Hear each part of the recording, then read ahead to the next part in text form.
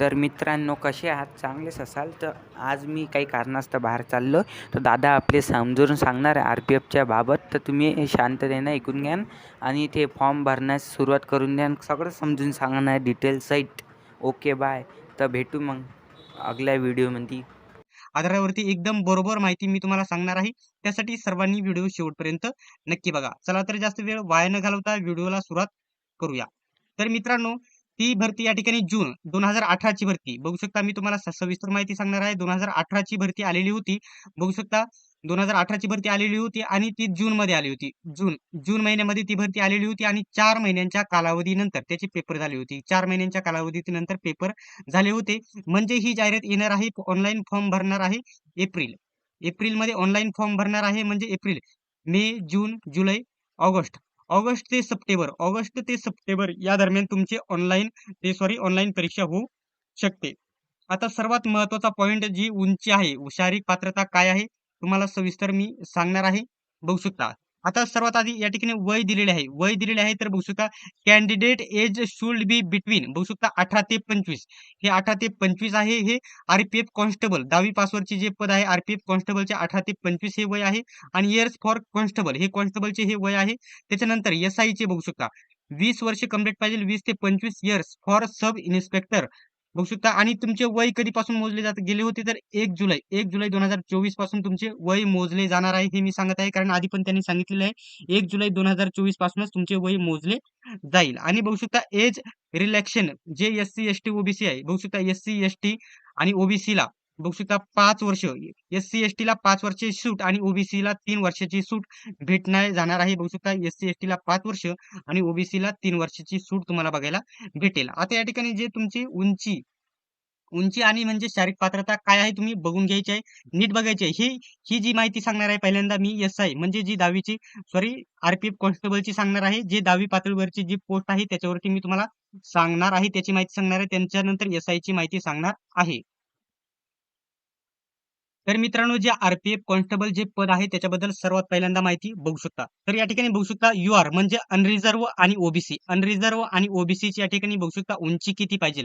मुलांसाठी 165, मुलांसाठी 165 उंची पाहिजे. आणि महिलांसाठी 157 उंची पाहिजे. UR म्हणजे ओपन आणि OBCच्या मुलांसाठी. आणि बघू शकता त्याच्या मुलांसाठी 165, मुलींसाठी 157, हे लक्षात घ्यायचं आहे.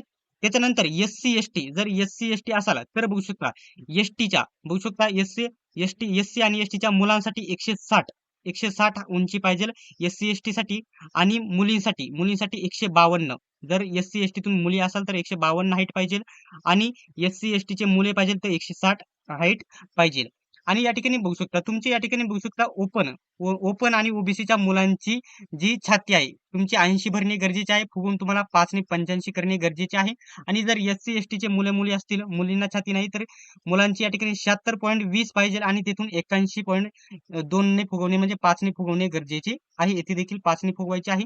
जर तुम्ही बघू शकता गोरखास डोंगरात ह्या एरियातील असाल असाल महाराष्ट्रामध्ये नाही राहत ते, परंतु नक्षलग्रस्त जर असाल तर त्यांची हाईट बघू शकता 163 मुलांसाठी पाहिजे आणि मुलींसाठी 155 हाईट पाहिजे. 80 छाती पाहिजे आणि 85 त्यांनी 5 ने फुगवणे गरजेचे आहे, हे सांगितले. हे कॉन्स्टेबल साठी सांगितले. त्याच्यानंतर बघू शकता कॉन्स्टेबल मेल आणि फिमेल, ही मैदानी चाचणीची माहिती आहे. ही मैदानी चाचणीची माहिती आहे.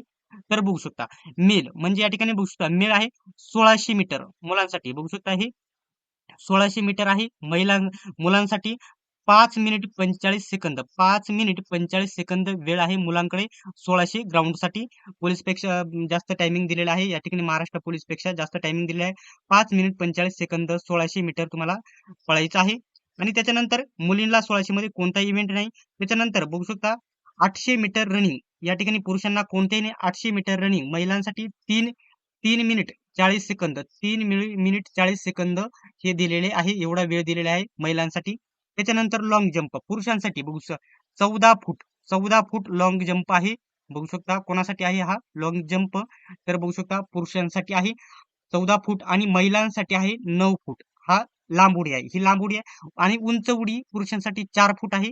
4 फूट पुरुषांसाठी आणि महिलांसाठी 3 फूट. ही माहिती जर समजली नसेल तर कमेंट बॉक्समध्ये नक्की विचारायचं आहे. तुम्हाला पुन्हा पूर्ण माहिती मी तुम्हाला समजावून सांगेन. त्याच्यानंतर या ठिकाणी बघू शकता ही वरची जी माहिती सांगितलेली आहे ही सर्व माहिती आहे भाई आरपीएफ कॉन्स्टेबलसाठी ही माहिती सांगितलेली आहे. आता एसआय साठी जी माहिती सांगणार आहे, एसआय म्हणजे जे वरचे पद आहे पीएसआय लेवलचे त्याच्याबद्दलची माहिती मी तुम्हाला या व्हिडिओमध्ये सांगणार आहे. तर या ठिकाणी बघू शकता युआर म्हणजे ओपन, युआर म्हणजे अनरिझर्व आणि ओबीसी साठी पुरुषांसाठी 165 हाईट, महिलांसाठी 157 हाईट आणि एससी एसटी जर असाल तर 160, मुलांसाठी 152, महिलांसाठी गोरखा डोगरा जर असाल तर 163 मुलांसाठी आणि महिलांसाठी 155, छाती 80 फुगवणे गरजेचे आहे. अनरिझर्व आणि ओबीसी साठी 5 ने फुगवणे गरजेचे आहे. त्याच्यानंतर एससी एसटी साठी 76.2 छाती असणे गरजेचे आहे. तिथून पुढे 5 ने फुगवणे गरजेचे आहे आणि गोरखा डोगरास जर असेल छाती 80 आणि 85 फुगवणे गरजेचे आहे. त्याच्यानंतर जी एसआय साठी सब इन्स्पेक्टर साठी जे या ठिकाणी महिला आणि पुरुष, महिला सब इन्स्पेक्टर बघू शकता मेल आणि सब इन्स्पेक्टर महिला त्यांच्यासाठी ही माहिती सांगत आहे. तर पुरुषांसाठी बघू शकता 1600 मीटरला टायमिंग, सब इन्स्पेक्टरला जास्त टायमिंग दिलेला आहे. 1600 मीटरला टायमिंग 6 मिनिट 30 सेकंद म्हणजे 6.5 मिनिट देण्यात आलेले आहे. 1600 मीटर मध्ये महिलांना इव्हेंट नाही. त्याच्यानंतर 800 मीटर बघू शकता 800 मीटर मध्ये पुरुषांना इव्हेंट नाही. महिलांसाठी 4 मिनिट दिलेले आहे 800 मीटर साठी महिलांसाठी एसआय साठी. त्याच्यानंतर उंच उडी लॉंग जम्प लॉंग जम्प लांब उडीसाठी पुरुषांना 12 फूट एसआय मध्ये 12 फूट आहे आणि महिलांना 9 फूट आहे एसआय मध्ये. त्याच्यानंतर हाय जम्प उंच उडी पुरुषांना 3 फूट 9 इंच आहे आणि महिलांना 3 फूट आहे उंच उडी. अशा प्रकारे सांगितलेलं आहे. तर बघू शकता क्वालिफिकेशन कॉन्स्टेबल, हे कॉन्स्टेबल जे 10वी पास वरचं पद आहे बघू शकता कॉन्स्टेबल साठी 10वी पास तुम्ही असणे गरजेचे आहे. आणि बघू शकता सब इन्स्पेक्टर साठी बघू शकता ग्रॅज्युएट म्हणजे तुमचे BA कंप्लीट झालेले असणे पाहिजे, TY तुमची कंप्लीट पाहिजे याच्यासाठी. तर आता सर्वात महत्वाचा पॉइंट आहे जो दोन्ही पदांसाठी जो अभ्यासक्रम काय आहे, दोन्ही पदांसाठी जो अभ्यासक्रम काय आहे खूपच सोपा अभ्यासक्रम आहे आणि याच्यासाठी कोणती पुस्तके वापरायची ते देखील मी तुम्हाला सांगणार आहे.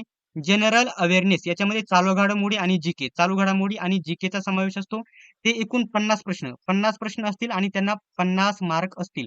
आणि बघू शकता अर्थमेटिक्स म्हणजे या ठिकाणी मॅथ गणित तुम्हाला असणार आहे 35 प्रश्न, 35 मार्क असणार आहे, 35 प्रश्न असणार आहे.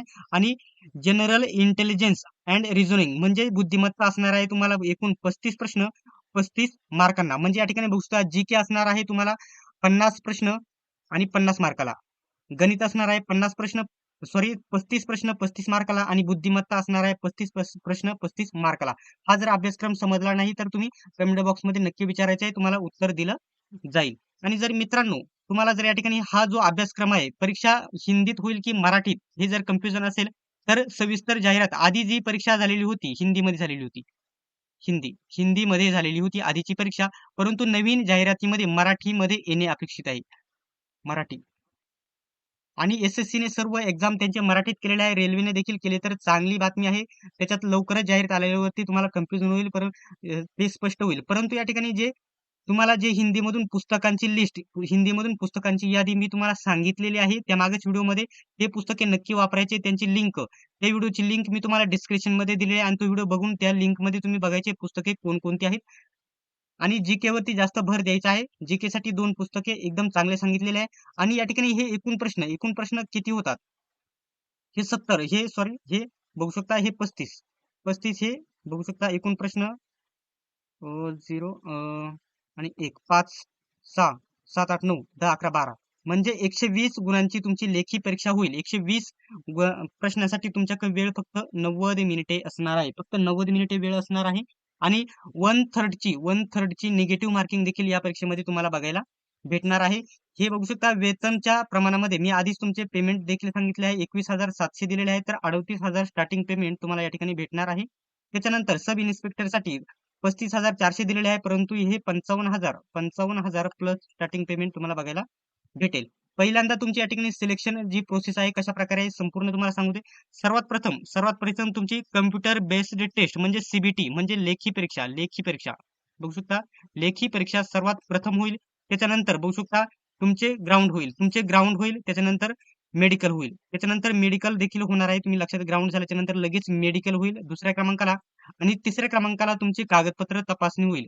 तिसऱ्या क्रमांकाला होईल आणि पुन्हा एकदा तुमची फायनल मेडिकल एक्झामिनेशन होईल आणि डायरेक्टली फायनल निवड यादीमध्ये तुमचं सिलेक्शन होईल. तर फॉर्म फी किती राहील? तर या ठिकाणी 100 राहणार नाही. बघू शकता UR म्हणजे ओपन, UR आणि ओपन म्हणजे UR आणि ओबीसी. ओबीसीला तुमची या ठिकाणी ₹500 फॉर्म फी असणार आहे. एससी जर तुम्ही एससी असाल, एसटी असाल तर तुम्हाला या ठिकाणी ₹250 फॉर्म फी असणार आहे. आणि या ठिकाणी 15 एप्रिल पासून तुमचे ऑनलाईन फॉर्म सुरू होणार आहेत. फॉर्म कसा भरायचा आणि याच्याबद्दल जर तुमचा कोणताही डाऊट असेल, तर तुम्ही कमेंट बॉक्समध्ये नक्की विचारायचा आहे.